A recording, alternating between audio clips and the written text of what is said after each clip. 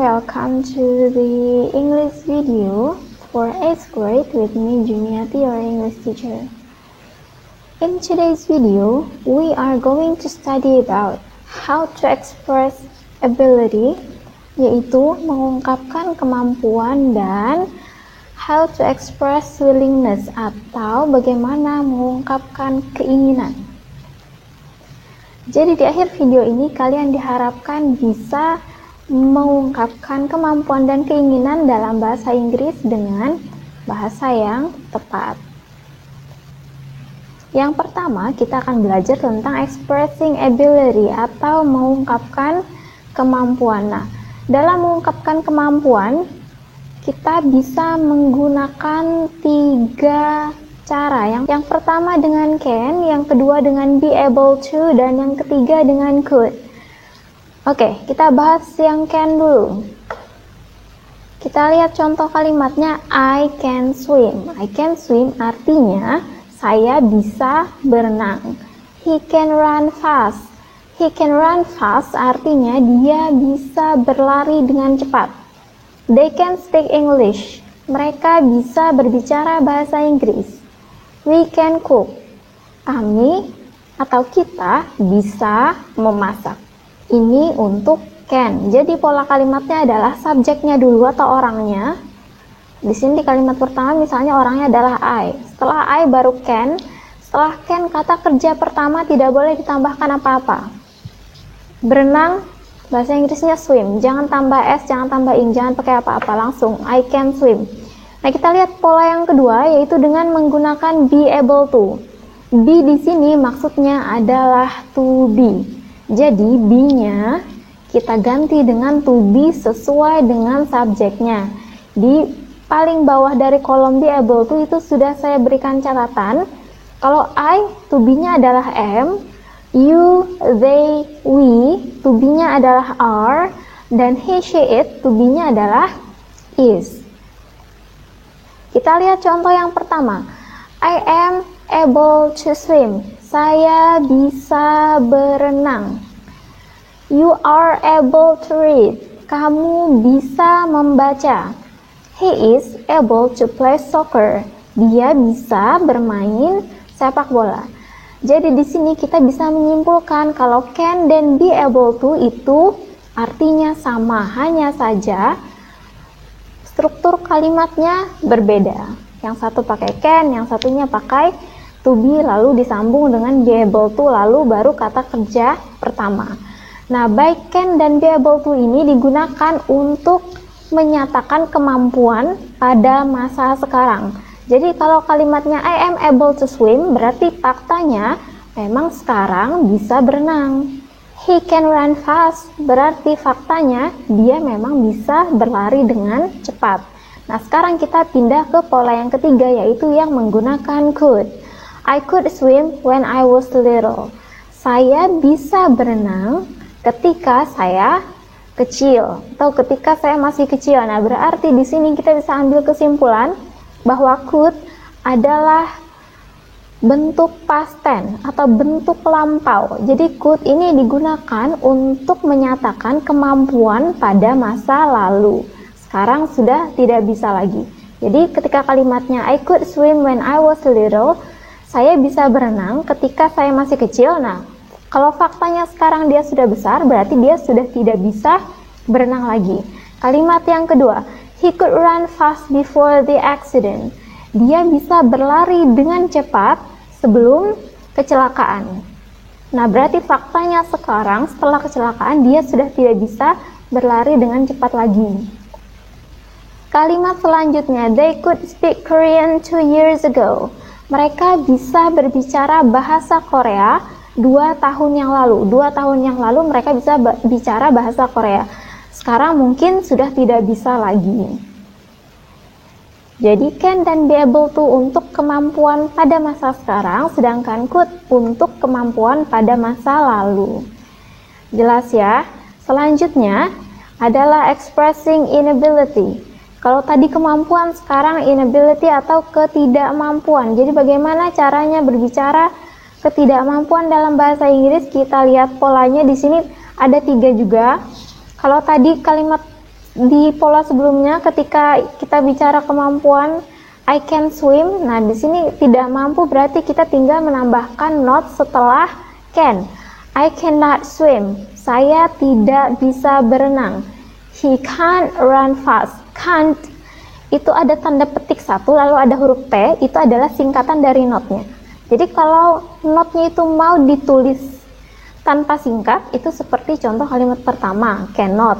Tapi kalau ingin disingkat, tulisannya seperti kalimat yang kedua ini ya. He can't run fast, dia tidak bisa berlari dengan cepat. They can't speak English, mereka tidak bisa berbicara bahasa Inggris. We can't cook, kami tidak bisa memasak. Gampang, tinggal tambahkan not setelah can. Dan untuk penulisannya itu harus disambung ya, tanpa spasi. Untuk pola yang kedua yang menggunakan be able to berarti notnya kita tambahkan setelah to be-nya. Kalimat pertama tadi I am able to swim, itu ketika dia bisa berenang. Saya bisa berenang, I am able to swim. Kalau sudah bicara inability atau ketidakmampuan, berarti tambahkan not setelah M-nya. I am not able to swim. Saya tidak bisa berenang. Kalimat yang kedua, you aren't able to read. Aren't adalah singkatan dari are not. Jadi kalau mau disingkat, aren't. Seperti itu. You aren't able to read. Kamu tidak bisa membaca.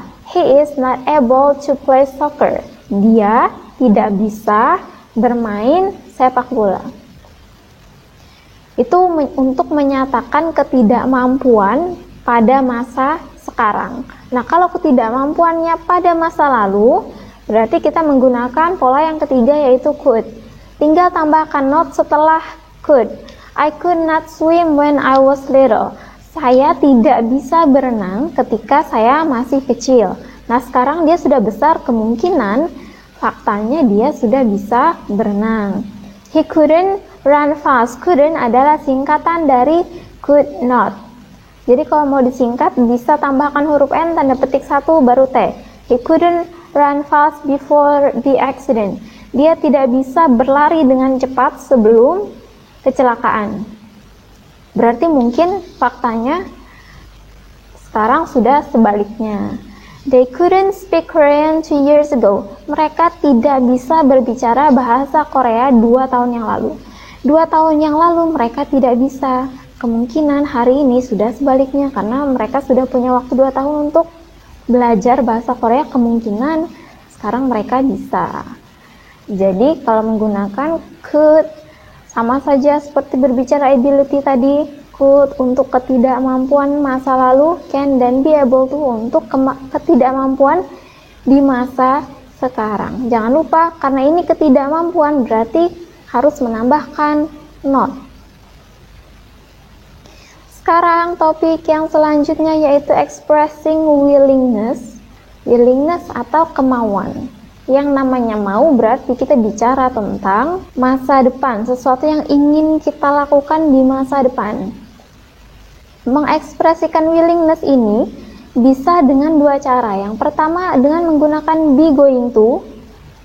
Be-nya ini adalah to be juga. Be going to dan will. Nah, sekarang kita lihat pola yang pertama dulu yang menggunakan to be going to. To be-nya diganti dengan to be sesuai subjek. Di bawah juga sudah saya tambahkan lagi keterangan to be-nya apa saja. Kalimat yang pertama, I am going to go to your house tonight.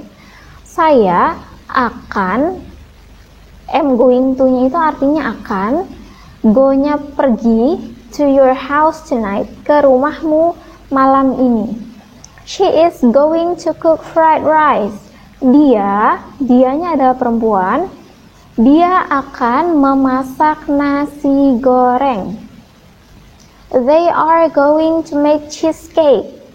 Mereka, are going to-nya berarti akan, mereka akan make, membuat. Mereka akan membuat kue keju. Itu untuk pola yang menggunakan be going to. Nah, sekarang kita lihat yang menggunakan will. I will help you clean your house. Saya akan membantumu membersihkan rumahmu. Kalimat yang kedua, she will give you some advice. Dia akan memberikan beberapa saran kepadamu. Yang ketiga, we will do our homework. Kami akan mengerjakan PR kami. Nah, sedikit perbedaan antara be, going to, dan will ini. Will biasanya digunakan untuk respon spontan, sedangkan be, going to itu biasanya digunakan kalau aktivitas atau apa yang ingin kita lakukan ini memang sudah kita rencanakan. Nah, sekarang kita lihat, kan tadi sudah ada kemampuan, ability, ketidakmampuan, inability. Kemampuan berarti kalimatnya positif. Di sini saya ambil contoh kalimat yang sudah kita bahas di depan tadi.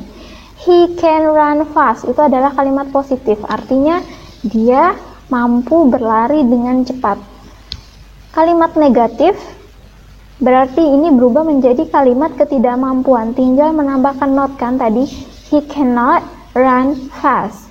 Nah, bagaimana kalau kita ingin membuat kalimat pertanyaan? Berarti can-nya tinggal dipindah ke paling depan.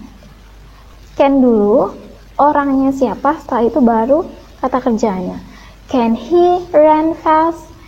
Bisakah dia berlari cepat? Kalau misalnya bisa, maka jawabnya bisa dengan yes, he can. Kalau tidak bisa, bisa dijawab dengan no, he cannot. Itu saja sudah cukup. Itu yang menggunakan can. Bagaimana kalau yang menggunakan be able to? Nah, kalimat pertama ini kalimat kemampuan. I am able to swim. Saya bisa berenang. Kalau kalimatnya menjadi negatif, berarti dia menjadi kalimat ketidakmampuan. Tinggal tambahkan not setelah to be-nya saja. I am, di sini to be-nya adalah am karena orangnya I, berarti not-nya setelah am. I am not able to swim. Saya tidak bisa berenang. Kalau mau bertanya, berarti tinggal to be-nya pindah ke depan. Are you able to swim? Apakah kamu bisa berenang? Jadi to be-nya dulu apa? To be-nya ini disesuaikan dengan orangnya ya. Karena di kalimat pertanyaannya ini orangnya adalah you, maka to be-nya adalah are. Are you able to swim? Kalau jawabannya iya, berarti yes, I can. Kan yang ditanya you. Kalau orang tanya sama saya, can you swim? Kalau jawaban saya yes, berarti yes, I can. Kalau no, berarti no, I cannot. Itu untuk yang be able to. Nah, sekarang bagaimana dengan could yang berbicara tentang masa lalu? Di sini contoh kalimatnya yang pertama, they could speak Korean 2 years ago. Mereka bisa bicara bahasa Korea 2 tahun yang lalu. Jadi bisanya 2 tahun yang lalu. Sekarang mungkin tidak bisa lagi. Kalimat negatifnya yang berbicara tentang ketidakmampuan, they couldn't. Couldn't adalah singkatan untuk could not. They couldn't speak Korean 2 years ago. Mereka tidak bisa bicara bahasa Korea 2 tahun yang lalu. 2 tahun yang lalu tidak bisa. Mungkin sekarang bisa. Nah, dengan could ini kalau mau bertanya seperti apa, tinggal could-nya letakkan di depan. Setelah could baru orangnya. Could they speak Korean 2 years ago? Bisakah mereka bicara bahasa Korea 2 tahun yang lalu? Kalau jawabannya yes, berarti yes, they could. Kalau jawabannya no, berarti no, they could not atau they couldn't. Begitu ya. Jadi kalau dengan can atau could, untuk membuat pertanyaan tinggal can atau could-nya saja yang pindah ke depan. Setelah can atau could, baru subjeknya, orangnya siapa, setelah itu baru kata kerjanya. Kalau yang dengan be able to, berarti to be-nya yang kita letakkan di depan, setelah to be orangnya siapa, setelah itu baru able dan sambungan kalimat lainnya. Jelas ya? Bagaimana dengan to be, going to, dan will yang digunakan untuk mengekspresikan willingness atau kemauan? Kita lihat kalimat positif. Kalimat positif ini berarti willingness. ingin melakukan sesuatu. She is going to cook fried rice tonight. Dia akan memasak nasi goreng malam ini. Berarti dia mau masak nasi goreng malam ini. Kalimat negatifnya berarti unwillingness ya, tidak mau. She is not going. Dia tidak akan. She is not going to cook fried rice tonight. Dia tidak akan memasak nasi goreng malam ini. Nah, kalau ingin bertanya, berarti ini sama saja seperti yang di depan tadi, to be-nya letakkan ke depan, setelah to be baru orangnya. Is she, setelah orangnya baru kata kerja dan sambungan kalimat yang lainnya. Is she going to cook fried rice tonight? Apakah dia akan memasak nasi goreng malam ini? Jawabannya kalau yes berarti yes she is. Kalau no berarti no she is not. Ingat, to be menyesuaikan dengan subjek yang ada di kalimat itu. Itu yang menggunakan be going to. Bagaimana kalau menggunakan will? Contoh kalimat positif yang willingness, we will do our homework. Kami akan mengerjakan PR kami. Kalimat negatifnya berarti ini dia tidak mau ya. We will not do our homework. Kami tidak akan mengerjakan PR kami. Nah, kalau mau bertanya, apakah mereka akan mengerjakan PR mereka? Berarti tinggal will-nya yang letakkan ke paling depan kalimat. Setelah will baru orangnya, setelah itu baru kata kerja dan sambungan kalimat yang lainnya. Jadi di sini will, they, orangnya, mereka. Akankah mereka do their homework, mengerjakan PR mereka? Apakah mereka akan mengerjakan PR mereka? Jawabannya kalau yes, yes they will. Iya. Kalau no, berarti jawabannya no, they will not. Atau they will not kalau disingkat jadi they won't. Jelas ya? Nah, sekarang kita langsung ke PR. Ini PR-nya terbagi atas dua bagian. Semuanya total ada 10 soal. Yang pertama bagian A, itu kalian kerjakan tugas di LKS halaman 16 task 5. Seperti yang sudah saya lampirkan fotonya di samping di bawah ini ya. Itu untuk tugas LKS halaman 16 task 5. Tugasnya adalah rearrange these words into a good sentence. Disusun kata-katanya supaya menjadi kalimat yang baik. Jadi nomor 1 susun, nomor 2 disusun. Nah, ini yang untuk nomor 1 sampai 5. Nomor 6 sampai 10-nya adalah translate these sentences into English. Terjemahkan kalimat-kalimat berikut ke dalam bahasa Inggris. Mereka bisa mengendarai sepeda, itu bahasa Inggrisnya apa? Kami tidak bisa berenang setahun yang lalu, itu bahasa Inggrisnya apa? Saya tidak bisa memanjat pohon, nah itu bahasa Inggrisnya apa? Terus ya, jadi PR-nya semua ada 1 sampai 10. Jadi ini tugas 1 sampai 10 ini semuanya sudah ada di Google Classroom. Jadi kalau kalian ingin mengerjakan lewat Google Classroom, silakan langsung masuk ke kelas bahasa Inggris. Thank you so much for watching.